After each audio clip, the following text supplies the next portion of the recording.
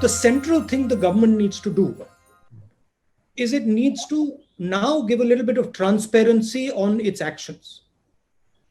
We need to understand when they open, what is the criteria for that opening?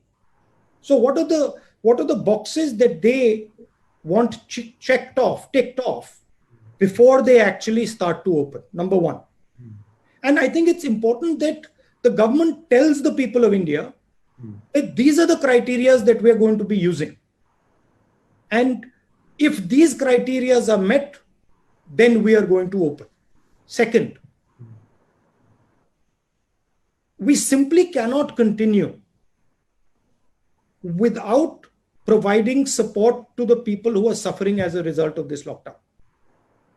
And the thing that is most important to understand that the lockdown is not simply a switching on a key and getting rid of the lockdown. Lockdown requires a number of things to happen. It requires a psychological change. Currently, the disease in India is seen as a very, very dangerous disease. And it is true. The disease is dangerous for certain groups of people. It is absolutely dangerous for older people. It is absolutely dangerous for people with diabetes, heart disease, hypertension, chronic infection, lung infection. But other than that, it is not a dangerous disease.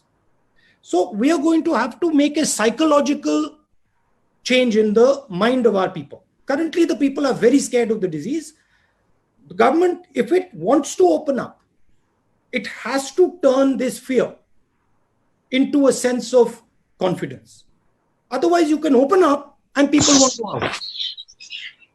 Finally, I'd like to say that the opening up is a transition. It's not an on-off switch, it is a transition. And you have to have a strategy for opening up. And this is what I said in my last press conference. And also I mentioned to the Prime Minister in my letter that please, this is not an on-off switch. This is a massive transition that is required. It will require coordination between state government, central government, DM, everybody. And most important, the people of India.